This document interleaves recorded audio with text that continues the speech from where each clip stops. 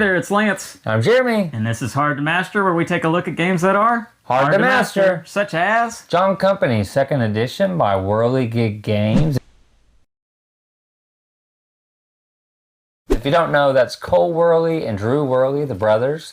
And Cole Wehrle is the designer of Root and Oath and other games. So Pax Pamir, this is one that is in that separate brother company that they have, Wehrlegig Games. So yeah, this is a game that I like to think of it as like a simulator type experience where you and the other players are going to semi-cooperatively run a company together. And this is going to take place in India when the British occupied India, like the 1700s, 1800s time frame, I'm thinking. I could be wrong on the date on that, but if I know my history... It's 1800s, based on the scenarios. Yeah. And so what you and the other players are going to be doing is trying to keep John Company up and running, essentially, because there is a shared loss condition of sorts with the company going under, going out of business. And you really don't want that to happen unless you break free from the company and start your own thing and kind of be a pioneer. So if you stick with the company, you want to have the most points, and that's going to be kept track throughout the course of the game. So Jeremy, why don't you kind of tell us a little bit about what kind of mechanics are at play here, what makes this game unique?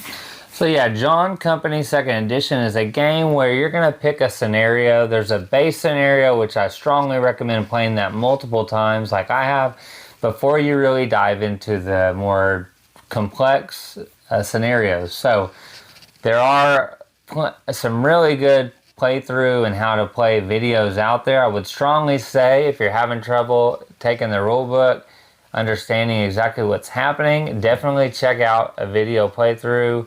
Cole's even in some of them. And that will especially help you when we get to talking about events, because that's, to me, the most complex thing that's going on here.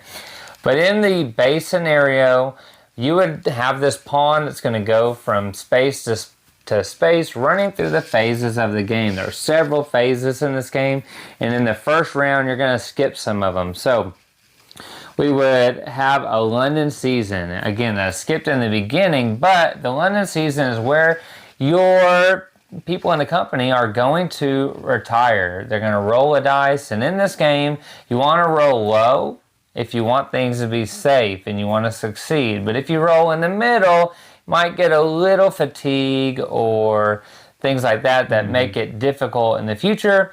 And if you roll 5s and 6s, like I do a lot of times, then this is going to be a tough one for you, because you're going to have people retire, you're going to have epic failures, things like that.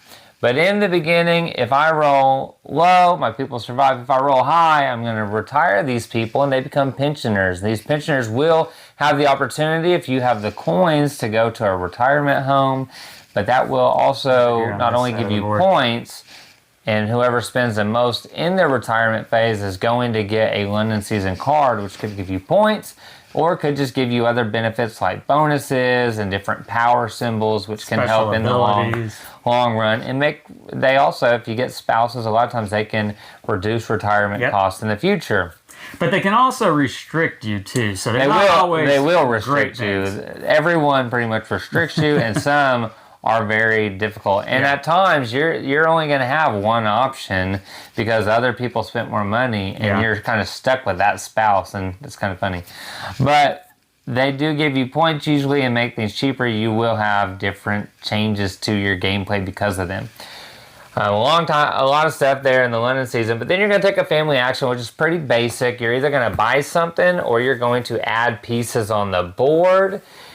Taking these actions right here on your player board here. And you'll have this bead that after you take it will be on there. So if I bought a shipyard next round, because we would do this every round one time, I could buy 2 shipyards because I have that bead there. So if you keep doing the same action, you will get an additional action of that. But if you switch, then you are going to get less actions. Then we're going to skip the firms because that is only in the more advanced scenarios. So I'll come back to that in a little bit. But then you're going to hire, again, skipped in the beginning because you've drafted these cards. And I would recommend after your first play to draft your setup cards. I think that's much better.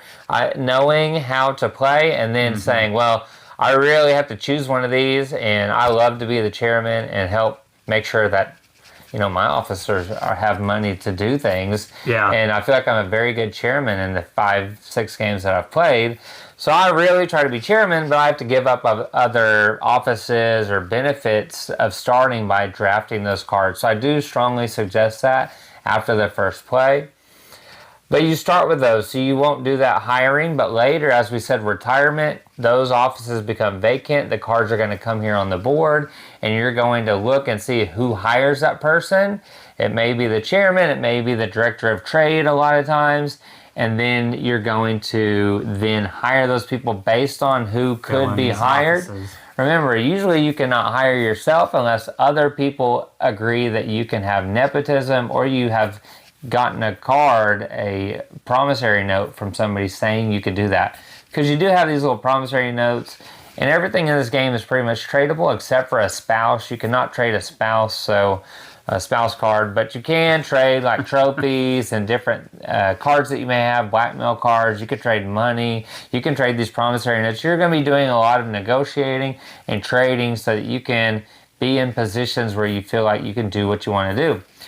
But there's no hiring yet, but later after they retire, you would do the hiring phase. Then we go into actually people doing their jobs. On the back of those officer cards, it tells you, or on the front, it actually tells you what all that person is going to do, how many times you can usually do it, and other things that may happen. So chairman's pretty much just setting up the game, planning with everybody else to try to make the company succeed so that you can have additional money, so that you can pay out dividends to all the shareholders, which give you points. Now, if you can, great. But if you can't, hopefully the company's not tanking pretty quickly. Yeah. But they pretty much just set up money. The other offices are going to have specific jobs on there. I don't want to go too heavy in depth because each one has something they're going to do.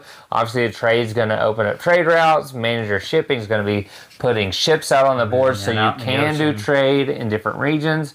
Military is going to be adding people to the 3 regions so that they can hopefully go and overthrow a sovereign area or the capital, making their benefit in the company much greater. Opening up more trade routes. It will also add generals to the board, or governors to the board, which can definitely help the governor out, but also your situation with the company in those regions. And then each presidency is going to allow for either military or trade to happen. Throughout the game, there will be the Parliament meets phase, which we'll talk about. But one thing that can happen in that phase is China to be opened as far as a direct trade route.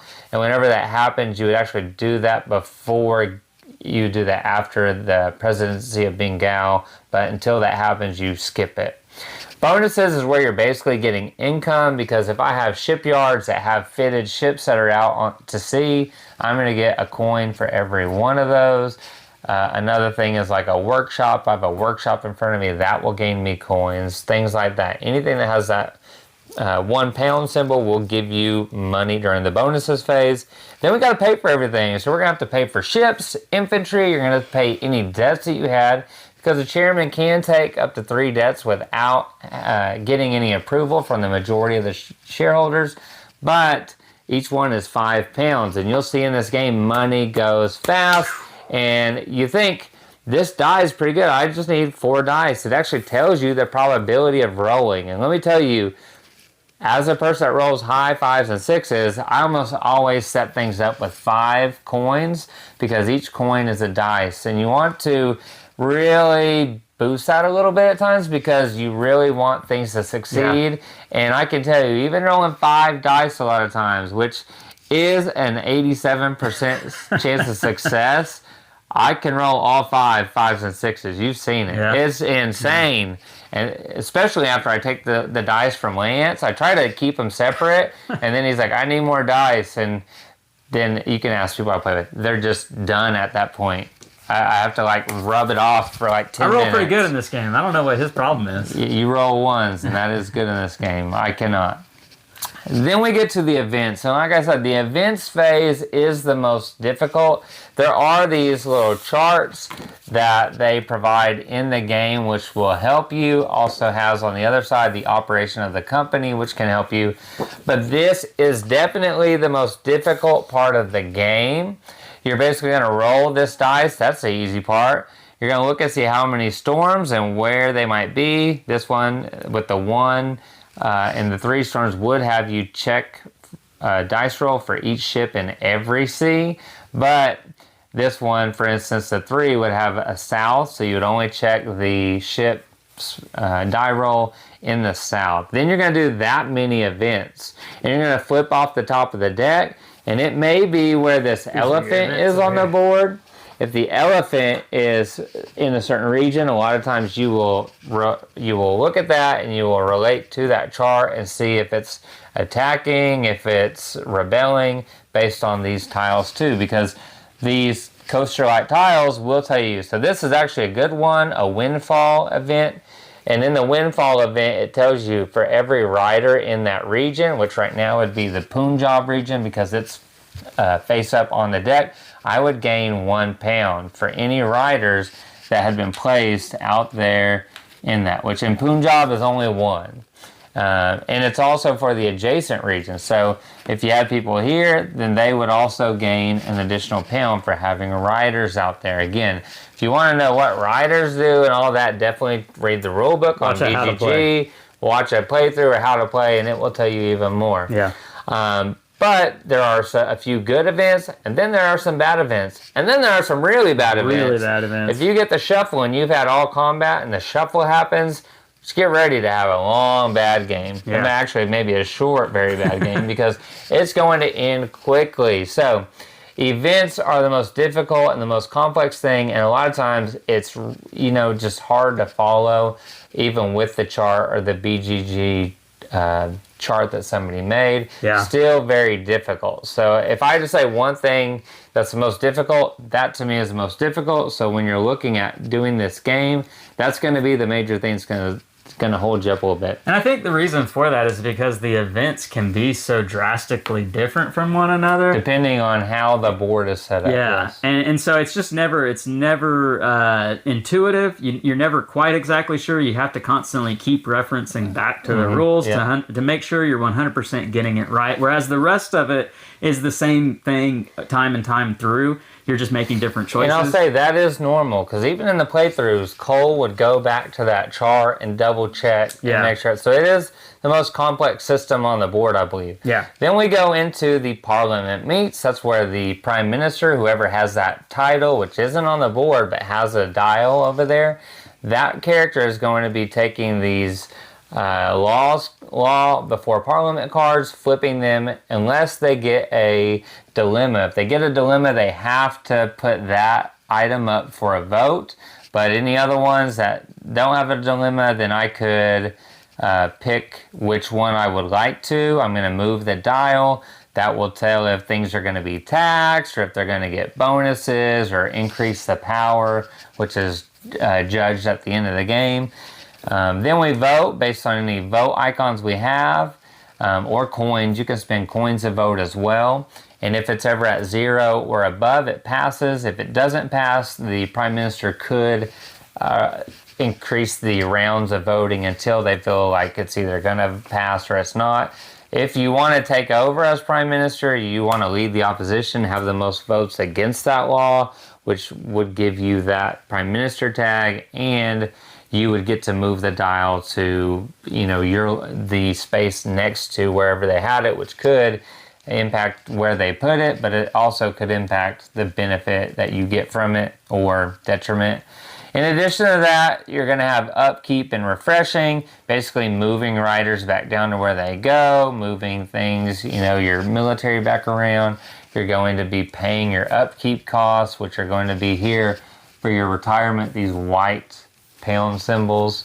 And then you would start again with that retirement rolling, London season, taking cards. Keeping track of your rounds here on this track right Yeah, here. so in the base scenario, you'll start here at the 1710. It'll have a certain setup card that will tell you how to set up the board, and you will go till the 5th round. If you start in the 1813, it tells you to start here in the 5th round and go to the 8th round.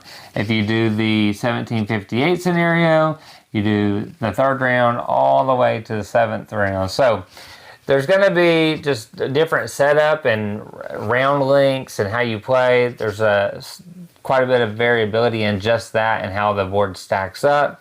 So that is John Company's second. If one more thing is your company's standing marker is going to be moving up here. Yeah. And you definitely want to keep it above, because if it ever goes down to the fail symbol, you fail. The scenario is over, and that can happen from either not being able to pay dividends above your standing, or it also could be from losing regions through these events. Another thing is, it's a debt track. It'll move up as you take debts as a chairman. If it ever gets to the end, you obviously can't take a debt. The way the debt marker goes down is by buying a share, and then if you have a debt, those will move in and lower the debt so that you could take more later. The one thing we didn't say is the firms, and that's going to start in the 1813 scenario, but also in the 1758 scenario. That will have to where you flip this board over. You're going to have a specific firm. Somebody's going to start one based on setup. Everybody else, if they have workshops, they could spin those to get a share in their company. Or if they don't have a premature and it's a mature share that's been there for the round, you could take it and increase the shares in somebody else's instead of the company. And when you do that, you take money from the bank. It comes into the London Treasury. You're going to have your own ships that allow you to trade. You're going to have these trading cards which tell you where you can trade. If you're going to trade in the west, east, or south, you would put them underneath your trade strategy. And there is a hobnob card where you're just not trading that round.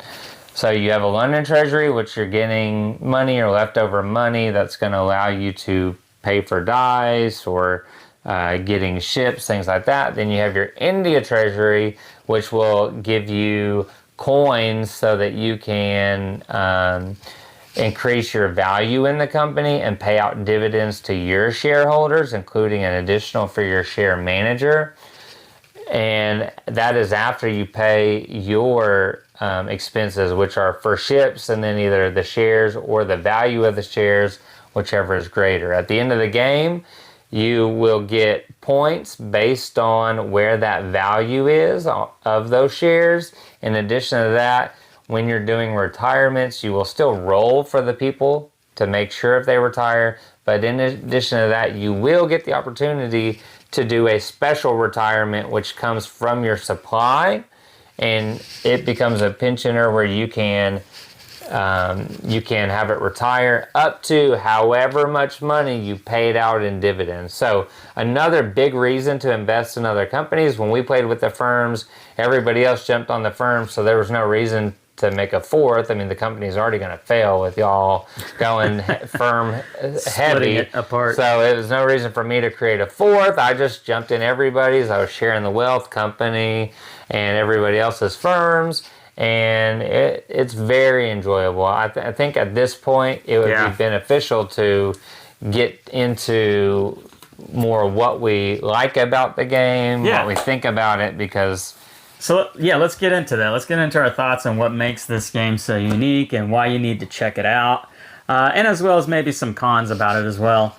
So, for me, the things that really stand out about John Company's second edition, it's very thematic. It is a simulator experience. And initially, when I read through the rules and thought about the theme and what this game was about, I was a little leery about it because simulator kind of games can be too in-depth. So much so that it really starts to feel like, well, I'm just acting like a chairman of the board and I'm not really having fun with the experience.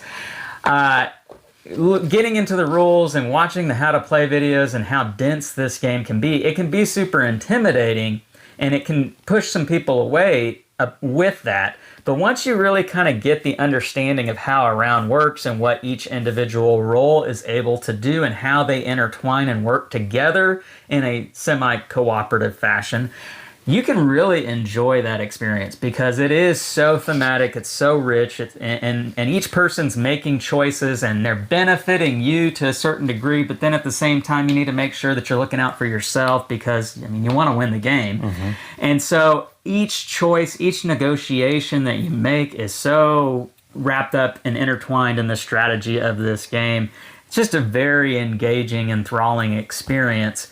It is a bit dry.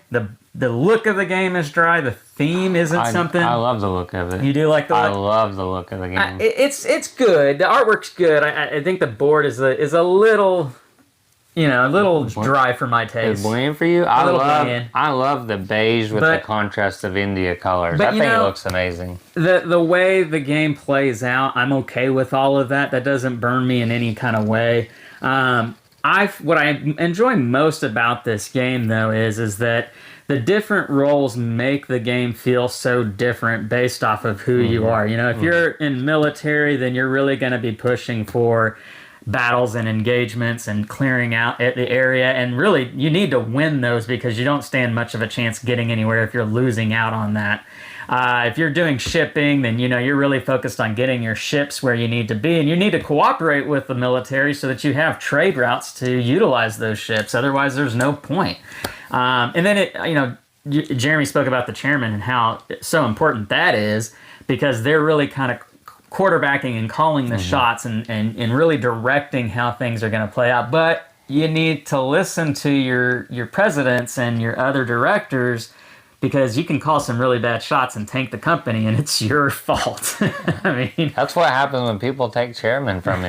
It took 4 games for me to lose chairman, and when I did, it was just beep. I mean, I don't know. I didn't do it. I mean, well, maybe I did kind of do it. I started a firm. Fine with me. I invested. But the other cool thing about this too, with these roles, is that unlike a lot of other games that have roles where you start the game with that role and you are that role the entirety of the game, roles change, and they can change every round in this game. And sometimes you want to get rid of that role, and then other times you want to hang on to that role, but you can't because your dude retires because he's old and lazy. There's just... Or you just roll high. I usually retire 4 people at a time, and I'm like, I just want to pay for 2. It's just it's a cool experience, one that I don't know that I've seen in other games where these roles intertwine and change between rounds, and then sometimes they don't change. And so it can really just change the way the game plays out. This game has a ton of replayability, let alone for even the scenarios that you have with it. I mean, just the game itself is going to change every time you play it based off of the roles and the different actions people choose. So lots to like about this one. I'll share my thoughts later on about the firms, but Jeremy, what do you think about this game? I mean, I love it. I love negotiating games. I've had people say, I will tell you this up front. This is a game where you're going to be negotiating. You ultimately want the most points. Everybody should be trying to get the most points. You do want to work together. You do want to look out for yourself. And people can team up and not help you out and kind of cut you out of it. And that can happen. But that kind of goes down to how you've been working with people. And if you've just been either tanking other people or just not sharing the wealth at times, it's going to happen. I mean, I've even been kicked out of a game group after playing this, which is pretty intense. I mean, somebody told me, they'll backstab you behind your back. He'll just, he'll take you down in your face and you don't know what to do about it. It's negotiation. This is a game where you're working together, and again, everybody's trying to get the most points. Yeah.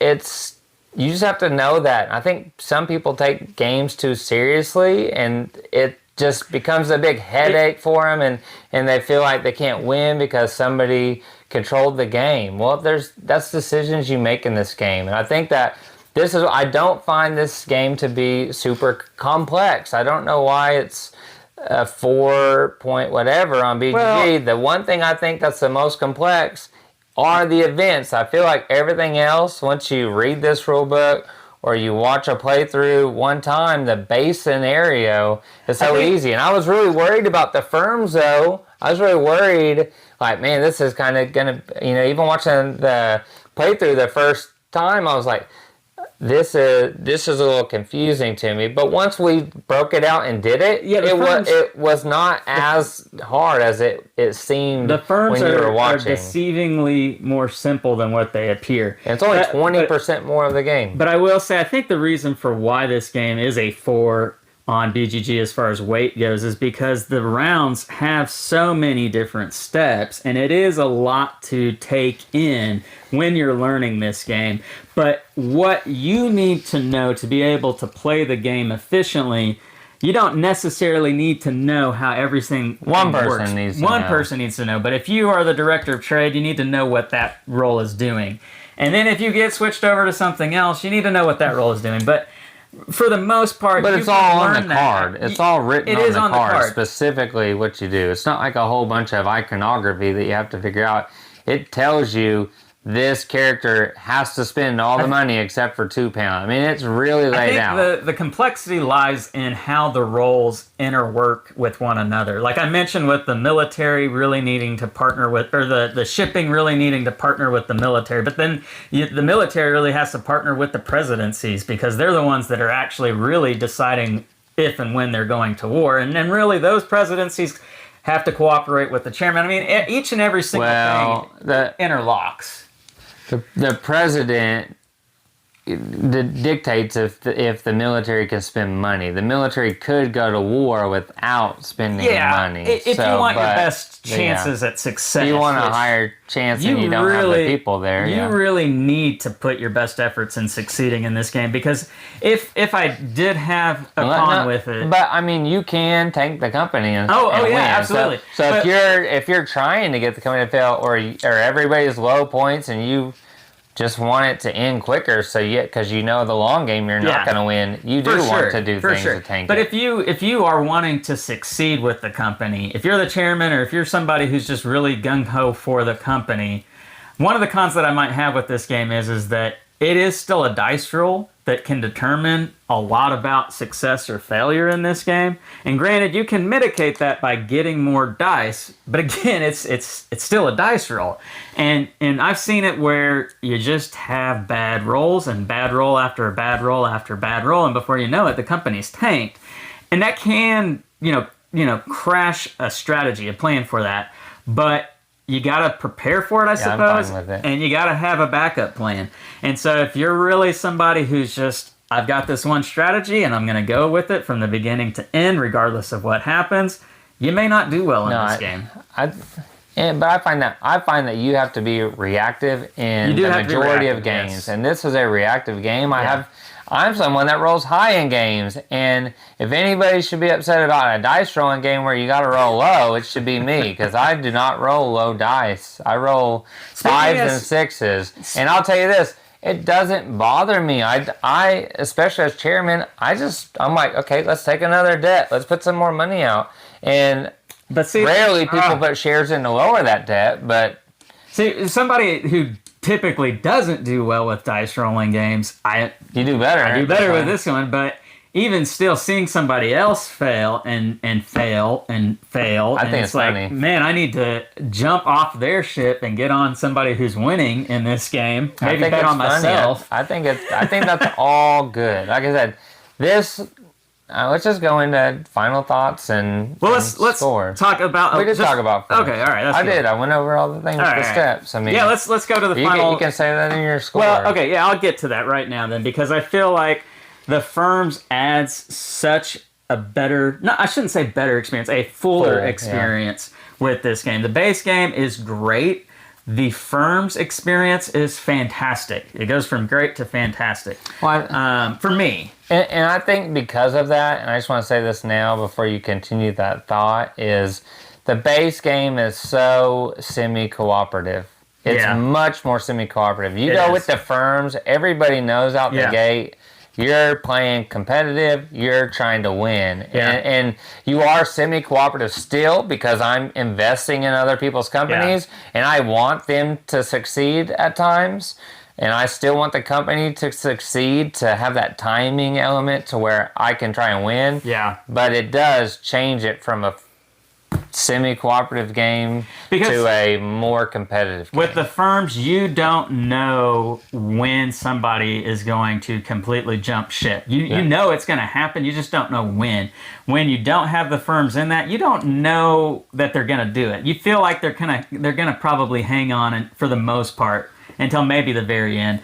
But with the firms, I mean, the action it happens really quick. Even in the base scenario, you can, even if someone's trying to tank the company, you can still usually work around that to where the company succeeds. When you have a lot of firms out there and it's taking the money from the company, it makes it much more difficult to stop people from tanking the company. Yeah. So, getting into my scores for this game, I'm gonna give this game just a solid 8. 8 flat, 8 even. Man, I didn't know you were going that high. Yeah, no, I really do enjoy it. It took me a minute to really kind of warm up to this game, and I think that was my own leeriness about, again, how I mentioned that I felt like it might be just a too dense, too heavy of a theme, too heavy of a simulator kind of experience where it feels like I'm working more than having fun. And I found that not to be the case after getting my feet into it and dipping my toes into this game.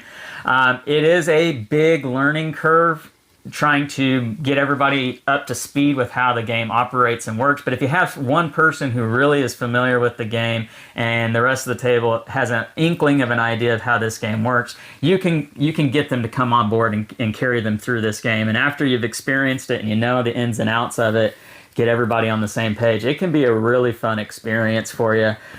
So for me, it's a solid 8. I would probably play with the firms more often than not. I don't know that I want to go back to the base game having now played how the firms plays because it's such a bigger experience. I don't know. That's kind of where I'm at on this one. What about you? So as you know, this was an honorable mention from me on our top 10 of 2022. This, for me, is a game I love. I love negotiation in games. I just, it's kind of a thing. I'm a talker. I'm very outgoing. And so it just fits, negotiation and everything. With the game, the base game, I feel like it's like an 8.2 for me. But then you throw in the firms, I think we're at an 8.7. So I'm going to just flatten it at 8.5. I love John Company Second Edition. The board is a little dry looking, but I love the way the contrast between the colors and the beige with the old sketch English kind of style to it. Yeah, artwork's great. I ended up purchasing the coins. They're amazing. Everything about the game to me is great. I've played multiple times now, not just 1 or 2 times. I've played the base game multiple times. I've taught it to multiple people. Every game I've taught it to people. I've taught the firms. I love the addition of the firms. I think it makes the game, that 20% does raise it to a new level than what just the base scenario. So if you've played the base scenario and you've been tied up with that, I think throwing that in is going to definitely increase the enjoyment. I also think I like more people playing. I think 4 is probably the best for me. Yeah. Because I've played with 3 a couple times. I've played with 4 more times, and I strongly enjoy 4 better, especially the base scenario, because one person can try to tank it, and they have more control because there's less people. Yeah. When you have more people and you have one person trying to tank it, there's a stronger chance to continue on without them really getting too successful in tanking. I'll tell you, this game can bring some of the biggest laughs I've seen at the table. Drove my wife nuts, hearing people just laughing and laughing and laughing. You have a military affairs director that cannot retire. I'm talking 5 rounds, has so many fatigue on there, and does not retire the whole game. Front lines of battle, and they still come out. And you throw out that blackmail card to just X them off of there without any retirement the whole game because they did it to you in a governor's sheet or whatever. And it just, the roars of the laughing at 11:30, 12 is going to can create some hilarious, awesome memorable moments. Yeah. It is going to be a time consumer. You're going to spend 3-4 hours. If you go for the even longer games, it's going to be your first games are going to be. I mean, it's going to take time until you really get through it. As you play through these events and understand the chart better, you're going to understand how the events happen better.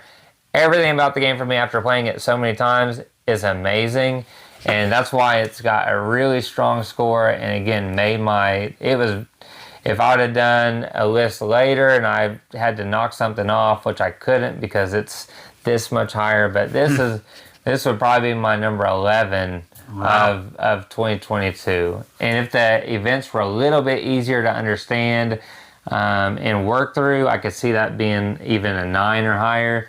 But the events being so difficult to work through at times makes it drops it just a hair. Well, there you have it, guys. That's our thoughts on John Company 2nd Edition. It's a really cool game. There's a lot going on with it. There's a lot to talk about when it comes to this game. So we would love to hear your thoughts on this game. Please, please, please comment down below. Let us know what you think about this game, what you think about what we think about it. We'd love to hear what you have to say on it and respond back to you.